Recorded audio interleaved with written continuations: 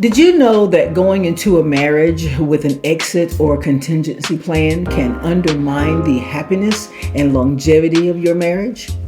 Stay with us as we discover secret number 10 from the Married with Benefits podcast as we comment on points made in an interview with Samuel, and let me say this name, Feldheim, the author of the book, The Surprising Secrets of Highly Happy Marriages. Hello, welcome to another episode of Marriage Hacks with Joseph And Miriam. with real talk Real solutions. for a healthy, thriving marriage. A marriage that benefits from vulnerability is one where both partners feel safe to express their true selves, including their fears, insecurities, and imperfections. In such a relationship, vulnerability is not seen as a weakness, but a strength that fosters trust, intimacy, and emotional connection. Vulnerability in marriage leads to deeper emotional intimacy, stronger trust, and a more resilient partnership. It allows both partners to feel seen, heard, and accepted for who they truly are, creating a relationship that is both fulfilling and enduring. All right, so we just have one scripture for today's episode, and it is Matthew 6, and I'm going to be reading 19 through 21. And it says, "Lay not up for yourselves treasure upon earth, where moth and rust doeth corrupt, and where thieves break through and steal. But lay up for yourselves treasure in heaven, where neither moth nor rust doeth corrupt, and where thieves do not break through nor steal. For where your treasure is, there your heart will be also."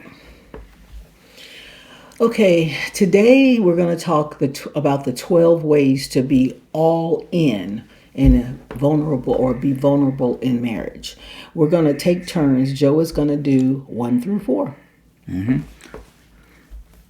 So, the first 4, and before I go into these points, just let me say that that we're going to be, of course, commenting on this podcast, like Miriam said. Now, she had her points, but I made my own separate points based on the conversation that they had. Okay, so the first 4 points that I noted: number 1, let go of the separate bank account. Number 2, let down the guard over your emotions. Number 3, let go of the lack of trust. And number 4, don't be afraid to get in over your head. Okay? And let me get my audio cue back up, and then we'll listen to the first audio clip. Because, my dad always told me, like, this might be a woman saying this, my dad always told me, you've got to have a little bank account on the side in case he flakes out on you. So, contingency plan, and, it's just wise, is what I heard over and over and over. Or, a guy might say, and this is, a bit stereotypical, but it's true. Like, a guy might say, I always had my buddies say, make sure that, don't let her take you over, man. Don't let her, like, you have the right to keep going to the gym every night, or keep hanging out with those friends, even though maybe they don't treat her very well, but they're my buddies from high school. So we're going to go get together and, do this stuff, whether she likes it or not, because I'm doing me. You got to kind of maintain your identity. You got to maintain you, and so protect you. So, Miriam, what do you think about that? Number 1, letting go of the separate bank account. Oh, I believe that there should be a joint account. That's something that we've talked about before. But I also believe in she money. Oh, do you? It's money that she has put aside to make sure things get taken care of. And that's the way I was brought up. That's money that you put aside, because there have been times where we have come up against some things and Joe will go, I don't know what I'm going to do, what we're going to do. And I go, I got it. And it's got nothing to do with having a separate bank account, because she money, the way I was brought up, is the money that she put aside to make sure there's money for a rainy day. It's like a separate savings. Well, the only difference between the way Miriam does it and some of these other couples do it, Miriam always lets me know what's going on financially, even with good her, or bad. Yeah, even with her she money, the money that she sets aside. She may say, "Okay, Joe, I got this money to pay bills, and I put X amount to the side just in case." And so sometimes I forget, because sometimes she tells me so much. And and sometimes I forget about, oh, Miriam set aside this money just in case on a rainy day. Sometimes I just forget, but it's not something that she's trying to do to hide from me or to be separate from me. Okay, let's listen to this next audio clip. The highly happy couples didn't do that. The highly happy couples, they were all in. And they opened everything up and they risked everything. And that vulnerability creates a much, much more likely ecosystem for oneness, for true oneness, the way the Bible talks about marriage. And that then helps create the happy marriage that you want. Yeah. Right? So as opposed to the thing you're doing to try to protect yourself that actually causes the problem. Yeah, so you think you're protecting yourself from pain and hurt, but what you end up doing is actually protecting yourself from happiness. Kinda. You know, great way of putting it. You like that wow, little spin on that? That's something absolutely. like Bruce might say something like that. That's He's that awesome. quick. But I could hear somebody right now. In fact, I heard a comedian say it the other day. They was talking about, it's like, I don't understand why all my friends are wanting to get married. It's like I didn't go out and I decided to go skydiving, and I would not have gone skydiving if we got up in the air and he was like, all right, we're about to jump out of this, grab a parachute. Now, just so you know, about 1 and 2 of these parachutes won't work. So, but hey, just grab one. I'm sure you'll be fine. Let's jump out. And so what do you think about what they said, Miriam? Okay, well, what you said about letting your guard down and then this, I'm trying to connect to. No, this is still under let go of the separate bank accounts. This is still number one of my points. Oh, yeah, as far as living separate lives. As far as living separate lives. Well, they're right, because when you're married, you can't live separately. But does that mean that you can't go out with your friends? No, that doesn't mean that. You can go hang out with your friends, you can do things, but though that hanging out is second or third to God and family. Well, I like what was said when they was talking about being vulnerability. It says it creates an ecosystem that promotes oneness. Mm-hmm. You know, that really resonated. I'm sorry. Resonated in me when they said that, because when naturally you think, okay, if I'm going to be vulnerable, then it's going to cause me to be weak and open. But when in a marriage, when both partners are going all in, it actually promotes oneness. And then even the Bible says, where there's unity, there's strength. So the vulnerability actually creates strength within the marriage relationships and promotes happiness. Okay, let's go. I'm listening to the next clip, and I think the next clip has to do with letting down the guard over emotions. Maybe not that big, but we all have some version where there's a risk when you open yourself up to somebody, and so there's a tendency to, whatever your thing is, I'm going to do something to protect myself just a little bit emotionally, okay? Whatever that looks like. But here's the other thing we learned. Those things that we do to quote-unquote protect ourselves. And just to be clear, some things could be having your own Like, I'm gonna have my own bank account. I'm gonna have my own, maintain my own friends over here. I'm gonna, I changed the password on my phone, and I'm not gonna, tell my spouse so that they can, just in case, right? Like, there's just this little bit of holding back. I'm not gonna give all of me. I'm not gonna give all of me, because that's a risk. What happens if they ruin my heart? What happens if they empty my bank account and leave? What happens if they cheat on me? What happens? Okay, all those are, real concerns. And probably born, as you said, out of maybe some pain. Even. Out of some pain and legitimate pain. You watch your dad leave your mom, and hello, that is gonna leave a scar, and you may think it makes perfect sense. So what you think about letting the guard down over your emotions? Well, everything that they said makes sense. You wonder why. Because when I left my job all those years ago, when I was pregnant with Joshua, I had people tell me that I was crazy to just be vulnerable and to just depend on you, that I had to have my own. But I made up in my mind that if we're going to do this, we've got to just, as you say, be all in and do it. Mm-hmm. And so, you have to just walk by faith and not by sight, just like the Bible says.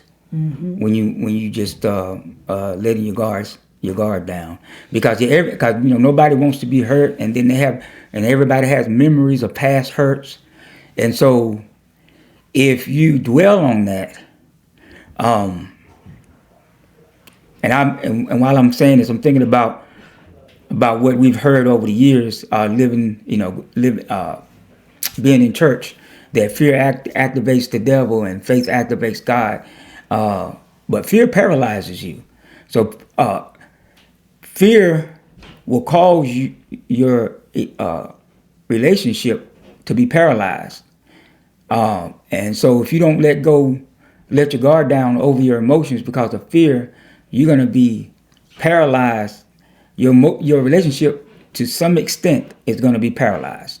Okay, well, let me say this. As we're reading over these, you're reading over them and listening to them, I think that premarital counseling is very important.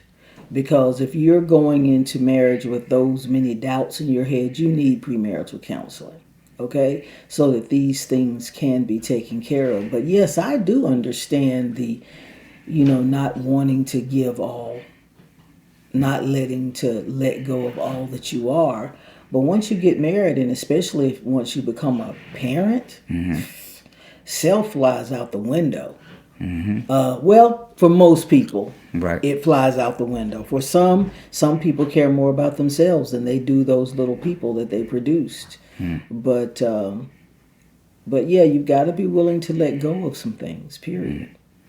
Okay, so I think this next audio clip has to do with letting go of the lack of trust. Doing these things, whatever they are, to protect ourselves. But those things create a wall. And they build a wall between us in some way. And they build that, using the bank account example, your spouse is looking at you going, why do you need a bank account on the side? Like, is there something I don't know? And then on their side, well, maybe they're, thinking of leaving, so now I need a bank account on the side. And so whatever those things are, they create that wall, and what that does is it creates a lack of trust, okay? And that lack of trust causes the very thing that you are trying to protect yourself from. Wow, so it becomes a self-fulfilling prophecy. It becomes a self-fulfilling prophecy. And what we saw with the highly happy couples, unlike everybody else who was much more inclined to have these either little or big ways of protecting ourselves, whatever it was, the highly happy couples didn't do that. The highly happy couples, they were all in. Yep, all in. Letting go of the lack of trust. And I like the part where it says, and I put down a note, lack of trust becomes a self-fulfilling prophecy. Okay, so if you give in, if you don't let go of that lack of trust, the very thing that you fear is going to come upon you. It's going to happen. Oh, even the word says that. Yeah, because of that. because of that that lack of trust. You have anything else you want to add to that? The lack of trust? Nope, go ahead. Okay. So the next point is don't be afraid. Don't be afraid to get in over your head, and also letting go of conventional wisdom. So I tied those two together. Okay. Like how you phrase this secret is highly happy couples get in over their heads. Like there is a sense of, I don't even know how this is going to work out, but I'm all in. But there's a part of the culture, especially now, that's going, but that doesn't make sense. Like statistically, logically, I need to protect myself. Yeah. And listen, I get that feeling, right? I mean, many people understand that slight skepticism or big skepticism, especially if your parents got divorced, and woof, there's an issue often that you're having to really work hard to be all in and to trust. Let me just at least give you a little bit of encouragement. All right, let me just go ahead and listen to this next one also. The data, here's the reason this is important, is that if you go into marriage believing that you have a flip the coin chance of it ending, you are starting your marriage subconsciously with a feeling of futility about the institution of marriage. Right. And instead, yes, divorce rates are still too high. The best number that I can give you is these are Census Bureau numbers. 71% of people were still married to their first spouse. Okay. And the 29% who aren't still married, that includes everyone who was married for 50 years and their spouse died. Okay, that's not even the divorce rate. So that's death and divorce, wow. Correct. And so if you look at, what's the rate of widowhood? It's about a 14% rate. There's some other factors. You can kind of squint sideways and say maybe there's about a 25% divorce rate for first marriages. Okay, still way too high, but it's a universe different than 50. Than 1 out of 2. Mm-hmm. And so you can... But you hear what they said, conventional wisdom would make people try to think that it's like 1 out of 2 marriages in divorce. Mm-hmm. But in actuality, they were saying that 71% of marriages make it. Yeah, and then that some other parts of that percentage is widowed and stuff like that. Yeah, so that the numbers are skewed. Mm-hmm. There's that. I've never heard that perspective before, and that definitely does make a difference. Mm-hmm. Now, we're going to listen to this last clip, and then Miriam, you're going to your 4, okay? Okay.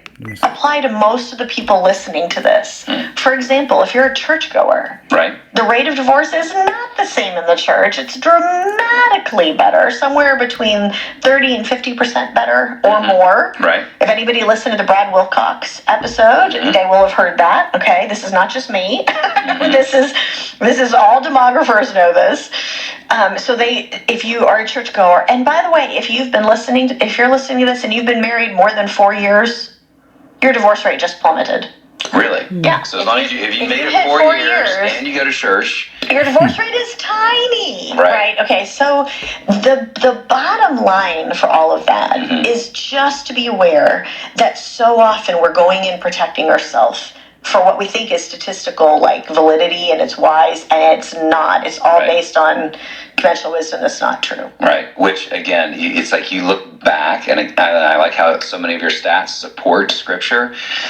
Genesis 2, God lays out a plan for the first couple. He says you're to leave. You're to leave behind those things that you think are going to protect you. Your parents. It could the bank account. The bank account. It could be your friends.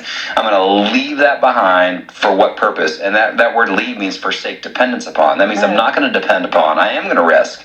I'm not going to depend upon my parents or my family of origin or my friends or my bank account. Those are all good things.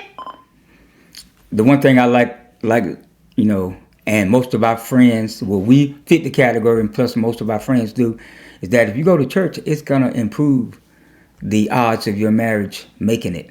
Even through some, and we've gone through some really hard times, and we've seen our friends go through some really hard times. But the ones that have been dedicated to their relationship with God just as much as they're dedicated to their relationship with each other. They've stayed and they've made it work. And on top of that, if you've already been married 4 years, like she said, the chances of divorce dramatically goes down.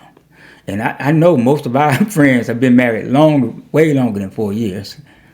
All right, so that's good news to all of our friends out there. All of our friends, that's very good news. Unless you hit year number 5 and you go, okay. Now, Miriam, Yes, dear. I know you're going to read your points.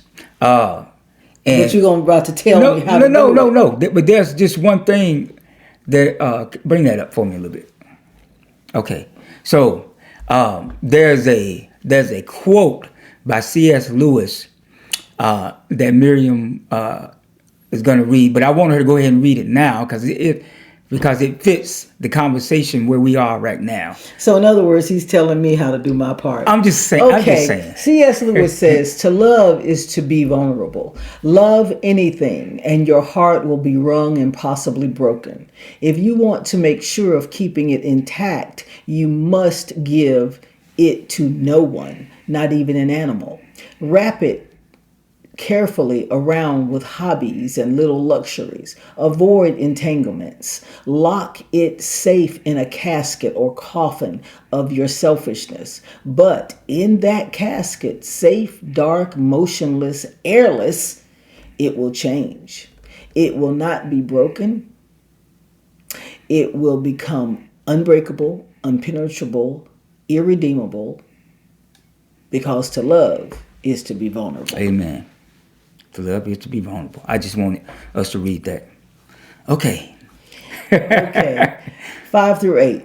5. Acknowledge that there is a risk. Joe put that there's a thought, the greater the risk, the greater the return. And the reason why I put that as a thought is because when I was at A&T, studying in the business department, when we were talking about investments, the instructor said, greater the risk, greater the returns. And I thought about marriage. Really that applies to marriage. Because yes, when you stepping into a marriage, there's a great risk because you're putting everything on the line, especially if you're all in. If you are all in. But the return can be very great. I just want to add that. Okay, well, he just said my point. Thank you very much, Joe. Number 6, know that marriage relationships can even overcome extreme circumstances. Mm-hmm. Just go ahead and read all of them. Then okay. Number 7, clips. you have to assume a happy marriage is not just possible, but likely. And number 8, know that most marriages are strong and happy. Okay, so let's listen to the first clip, and I believe it has to do with acknowledging the risk. Acknowledge the risk. Statistically, that's what this study found. But we also have to say, okay, let's acknowledge it is a risk. Right? There are some people who will flake out on their spouse. One of my best friends has been a single mom now for many years because her husband, who was, everything at church and totally involved in Christian community, and we would have said was solid as a rock, leaves her with 5 children. Wow. And she had no bank account on the side, right? She had not protected herself. She had done all the right things. She was all in, and it was hard, and it still is hard today, 15 years later. Right. But that is an example of where we have to go, okay, it is a risk. We have to acknowledge that. And yet yet it's still how God designed it to work, right? This is still what God asks us to do, to open our heart and to be all in. Right. Okay, yeah, acknowledging the risk. As I said, I've said before, when Joe and I got married, I had a very good job. I was traveling for the rent-to-own department for Transamerica. I had a company car, expense account, the whole bit, and it was a major part of our income. And when I walked away from all that, oh my God, everybody told me you're crazy. You'll have nothing to fall back on. But the one thing that I always said back when I got married was that I wanted it to be forever. I wanted to make it last. And yeah, we did that. And it was hard. It was hard. But in my mind, it was, if I want to have what I don't have, then I'm going to have to do something I've never done. So yeah, I acknowledged the risk, and I heard people talking in my ear and all that kind of stuff. But it was a choice that I made. That I made. Even though we made the choice, I had to make that choice within myself. Was I going to leave myself vulnerable to do that? And Joe had to think about whether or not, with his insecurities, if he would be able to take care of us. Yeah, that was a big risk at the time, for Miriam going from working to a stay-at-home mom. And yeah, we did receive a lot of negative feedback, and I did deal with a lot of insecurities. And a lot of them were put on by other people. You have to acknowledge that, because while you're doing everything, risking all, you do have to realize that there are going to be voices other than my voice or his voice or God's voice. There are going to be other voices in the ear, and there were other voices in Joe's ear where I was thinking, yeah, baby, yeah, we can do this. He had other voices in his head saying, no, she's taking advantage of you. She's doing this. She's doing that. She's trying to break you. She's acting like you're a workhorse and all that kind of stuff. So you got to be willing to let go of all those things. That's right. And that's not easy. That's right. Okay, so let's look at the next one. Keep that marriage relationship. No, excuse me. Know that marriage relationships can even overcome extreme circumstances. Why in a broken world, God does give provisions for extreme situations. Yeah. But again, remember, those are extremes. Even statistically, according to average, they happen to be extreme.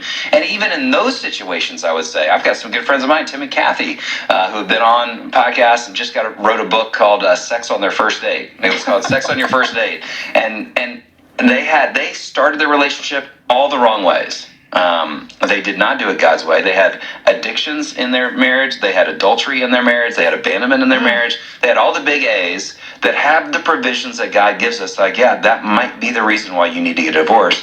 And I recognize that in a broken world. At the same time, if you give yourself up to the idea that, well, maybe God can redeem even those situations, and you say, we're going to be all in. Now Tim and Kathy are going around the country, and they're sharing their story as a miracle story about how they said, you know what, we're going to re-up. Even though we've been through and we've hurt each other deeply, and you acknowledge the pain, you seek repentance, you find forgiveness, you build trust again. All of that, listen, that takes years. It's not overnight. We're not trying to sugarcoat any of this. I'm just trying to say, though, that when you have the all-in mentality, that we're going to decide, back in that old story of Cortez when he burned the ships, it's like, when they came to the New World, they're like, we're not going back. Well, that goes back to what we talked about during our video on divorce and remarriage. For me, I'm just talking about for Miriam Willis. There are some things that I can't come back from. Okay? There are people who can overcome extreme circumstances. But I'm just talking for me, just like we spoke about in that video. Molestation, things like that by the father, and those type of things. To me, you don't come back from that. That could be a bad thing for me to say. But I'm just talking about, for me personally, it would have to be God stepping down off the throne and saying, I know this man molested your daughter. I know this man did this. I know this man did that, but it can work. He'd have to step down from the throne for me. But I believe that you could overcome severe, extreme circumstances. It's just that I know Miriam has her limits. I think we all have limitations, but like what they were saying, if you go in with an all in mentality, that will give you the strength or the mental and spiritual fortitude to Okay, so well, what you tell, no, I haven't finished my point. Okay. That will give you the mental and spiritual fortitude to endure and overcome things that a lot of people ordinarily wouldn't be able to overcome. You know, yes, in your mind or however you want to say it, like Miriam said, this is my limitation. I can maybe can overcome this, or I maybe can overcome that, but with this one thing here, no, I cannot move on after this. And so she knows that. And what point you gonna make? So you trying to tell me that because that one thing that devastated our marriage, has devastated our children, has devastated, and I say this is something that I can't deal with, are you saying that I don't have an all-in mentality? No, what I'm saying is that having an all-in mentality increases the chances of you overcoming these extreme circumstances that they are talking about. That increases the chances. I'm not saying just because you drew a line in the sand and said, okay, well, this one, no. Because just like love is based on a decision, it's a decision, it's not a feeling. In order to fight for your marriage, and if you're going to fight for you in your mind, you already drew a line in the sand and say, okay, I'll fight for my marriage, everything except for this thing. Because for this thing right here, babe, I'm just got to let it go. But I'll fight when it comes to this other stuff, even if I don't like it.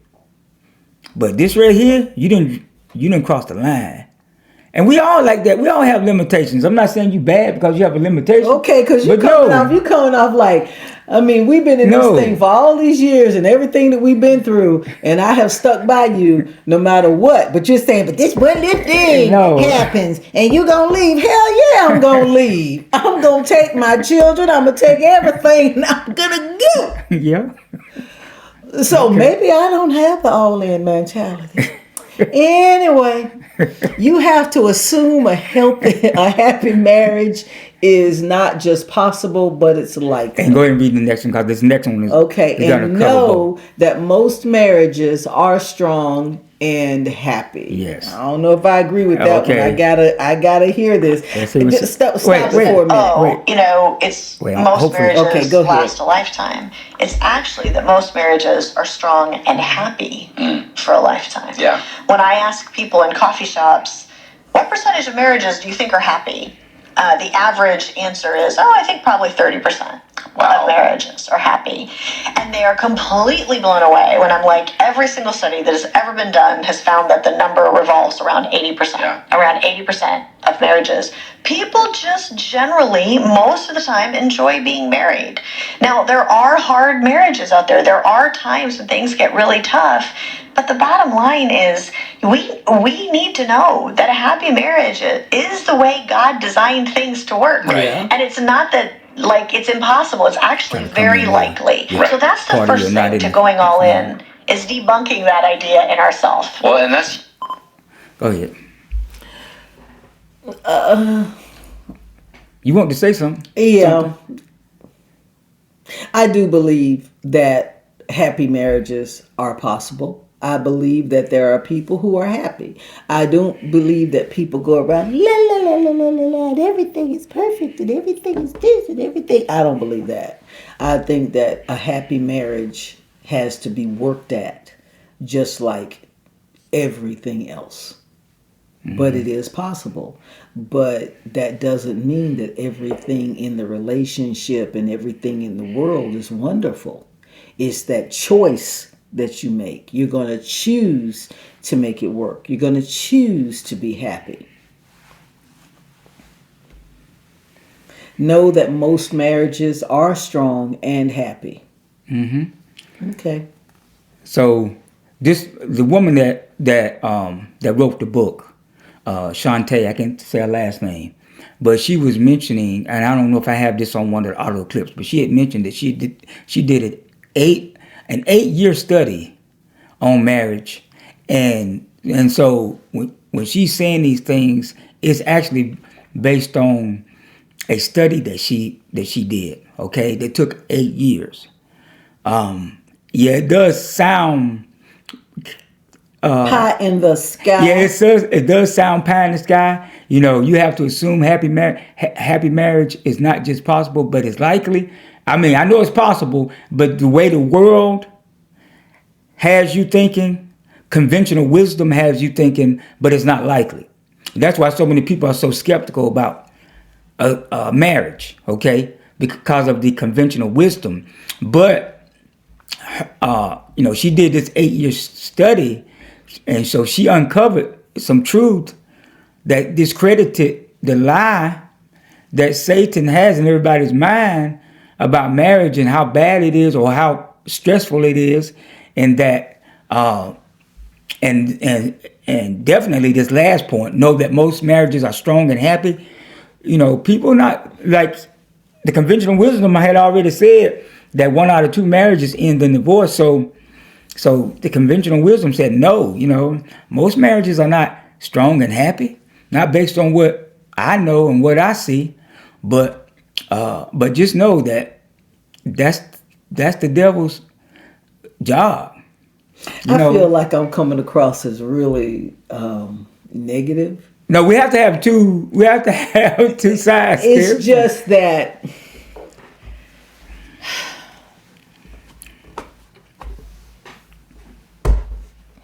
Okay, go on to the next point, Jeff. Bring it up. I'm trying not to come across as a total heifer. I really am. Okay, so now we get ready to go into the last 4 points, and like I said, these are my points. And so when we get down to the last one, you're gonna hear her say on the audio, "This is number 4," but no, it's not. It's her number 4, but this is my number 12. Okay, so but number 9 is don't look at marriage as a ball and chain. Right. Never use the D word, which you know that is divorce. I am going to assume to believe my spouse is here for me and isn't going to leave. Yeah. And then number 12, we have to work on it. Okay. So let's listen to the audio for the first one. It's done to cloud our judgment is just putting this perception that marriage is a ball and chain. Yeah. It's miserable. We love having shows about weddings, but every time somebody gets married, it's like, now their life has changed. You know, now you've lost all the fun. You better get all the fun out before you get married.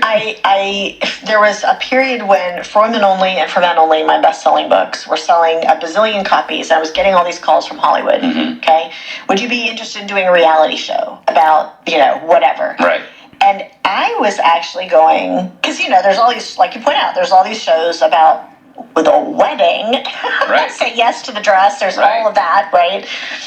And I was like, ooh, it would be great to do something about, marriage and, people who are, good news stories. Like, I thought that would be awesome. And no, we need like Marriage 911.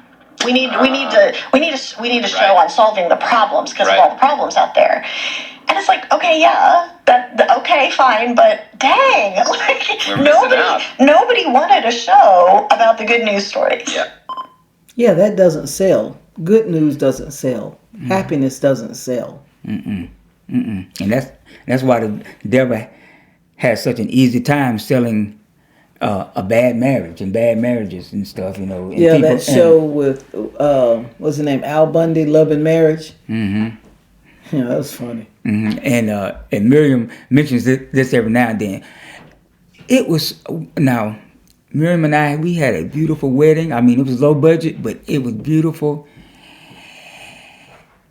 And as soon as we stepped out the church, what did we hear? This person was riding by, and they said, "You such and such now." Yeah. Remember that? Yeah, I remember. Yeah. As soon as we stepped out, we had walked out the church, and everybody was throwing rice and everything. and this person was I think she was in a truck. She was in the truck. I think she was in the passenger side on the truck, and she stuck her head out the truck and said, "Oh, you done effed up now." And I'm like, what a thing to say to somebody that just got married. But Miriam and I looked at each other, and I think Miriam shook her head. I mean, but that's the way that conventional wisdom is, people, and like I said, like that point said, thinking about marriage as a ball and chain. A lot of people think marriage is a ball and chain. They don't talk about the happiness of marriage. Now let's go to the next one. Never use the D word. You will never, ever, ever, ever use the D word. Like ever? Ever. Okay. Okay? It doesn't I feel like exist. we're singing a Taylor Swift song. Exactly. Way to say it. Taylor Swift. There is no eject button. Right? This is not even an option. And this is where I get emotional, because when I said at the beginning, the reason this is one of my favorite topics is because I watched people getting emotional when they explained this to me. And the people that I was the most touched, I was truly the most touched and inspired by, were people in the study group who are highly happy couples today, but had come from a really, really, really dark and struggling place. I think actually in their own marriage. And I think one or two of them had actually been divorced and got remarried to each other. It's been a few years, so I can't remember if it's one or two or three, but there was a number of them that they were part of the study group. And when I asked them, what got you from the deepest place you could imagine, the darkest place, to being a happy, not just happy, highly happy couple today, this was it. Really? It was this sense of, oh my gosh, we are saying there is no trapdoor. Mm-hmm. And I remember it's either before or after we got married. Miriam said, I don't believe in divorce. I believe in murder. I don't believe in divorce. She said, I don't believe in divorce. And so she made it known and in the beginning relationship that, hey, this thing is it's forever. This is forever. And she had already made that point in a previous episode about somebody that she was dating way before she met me, and the guy was the guy was in the military. If it doesn't work, we can get a divorce. Yeah. And the guy was like, he just said nonchalantly, like, oh, if it doesn't work, we can get a divorce. Miriam was like, And that was, I guess that was your determining factor, one of the main determining factors why you didn't consider marrying him, I guess. Because I guess that was one of them, or the biggest one. Oh, and I knew I was stupid, and I know he was a dog. Okay. All right. All right, so the next one is, I am going to assume to believe my spouse is here for me and isn't going to leave. I am going to choose to believe that my spouse is there for me and isn't going to leave. Yeah. Okay? So I'm not going to keep my options open. I'm not going to do the things. I'm not going to fantasize about who could I have married, or maybe I'll just go back to the old flame on Facebook and just connect, and right. or plenty of people listening to this are like, I would never do that. Okay, but do you have that bank account on the side, or do you try to protect yourself in some other way? Whatever those things are, don't keep your options open. And let me give you an analogy so you can see how big of a deal that emotional shift is. This is a silly little example, but suppose that you're with a friend back in high school, and your friend is like, when you want to come over and watch movies, we need to babysit my younger sibling. And you're like, okay, maybe, and you're thinking, okay, but maybe these other friend group might be going out and doing something. Doing something more fun than doing something more fun, yeah. And so you're like, okay, maybe, I'm not really sure, but now Friday night comes. So your friend says, are you coming over? Okay, I'll come over. It's possible I may need to do something, but, I'll come over and, maybe we can hang out. And then the whole time that you're there, you're kind of looking at your phone, looking for your text messages. Is the group getting together for a movie? Right. Are they getting together? Do I have a better option? And this made me think of something that happened. My first real boyfriend, I was like 17. And he was always making contingency plans. we had plans. I forget exactly. I know it was going to the fair. And it was like, well, don't you think you'd rather go bowling? Or don't you think you'd rather do this? I'm like, no, I want to go to the fair. We're supposed to go to the fair. And it was so funny. He did. We didn't have cell phones back then. This was in the late 70s. And so finally, I just looked at him and I said, what is it that you want to do? Well, my friends are meeting at so-and-so. I said, well, you go meet them. You take me home. That's what that reminded me of. I was like, no, I want you to come. No, you go with your friends. You take me home because you'd rather be with them anyway.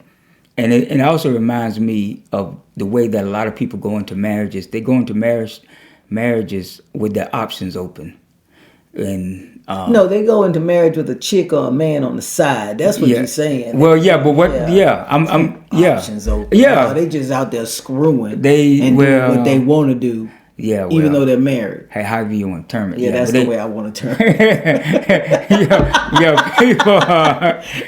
Y'all. I think y'all have discovered I'm the blunt one. Yeah, I'm not gonna fix it. I ain't gonna make it pretty. Well, they want an escape plan or a hatch door or or something. It's like they can't be satisfied with the one good thing, the good thing that God has for them. They're like a kid that always has his hand in the cookie jar. Oh, I got to get this, I got to get that, I got to get this. That's not a good place to be, and you cheating your spouse. The person that is yearning for that oneness and that attention. You're cheating that person because they may be giving you their all. They may be all in, but you definitely not all in. Okay? And so let's go to the last one. We have to work on it. Or might be, I'm going to transfer that and cleave to my spouse. And I think this last idea is just something that I hope our podcast is helping you with, is that, well, we still need to work at it. Yeah, that's number 4. All right, it doesn't just happen. One just doesn't happen. It takes some intentionality. And so I hope that maybe you're listening to this season and going, what are the 1 or 2 secrets I need to apply? We talked about how in the very beginning, you're not going to be able to hit all these all at once. And so you pick one. Maybe it's you decide that, yeah, we're going to go to bed mad, but we're going to wake up the next day and do it differently. Or we're going to boss our feelings around. We're not going to let them boss us around. Yeah. Or maybe this is for you. This is the one where you say, that perspective change needed to happen. I've been holding back. I have not been vulnerable with my spouse. I'm going to actually risk it. Yeah. I'm going to go all in. And if that's you, there might be something here that would be a little unique for you to do. If you've realized that you've been holding back and that you guys have not been somebody who's been all in and believing that you want to be in over your heads, as you like to say in The Secret, you might want to renew your vows. Yeah. Look back over and go, you know what? This is a covenant. This is modeling how God feels towards his children. God. All right. So this last point actually reminded me of the last point of the other podcast, the Fierce Marriage podcast that we commented on last week. That last point: act, assess, communicate, and then take action. So that's what working on it is all about. Assessing where your marriage is, communicating about it, and then taking the necessary actions. So in this case, taking the necessary actions to be all in. If you're not all in, if you assess your marriage and say, well, you know what, I have been holding back. You know what, I am not all in to this marriage. So I need to give my all to my spouse in order to make it a happier union. And that's a good place to end it there, dear. Okay. All right. So we hope that you guys enjoyed this episode. And like I always say, like, comment, and if you haven't already subscribed, go ahead and subscribe to our channel. And until the next time, have a blessed day.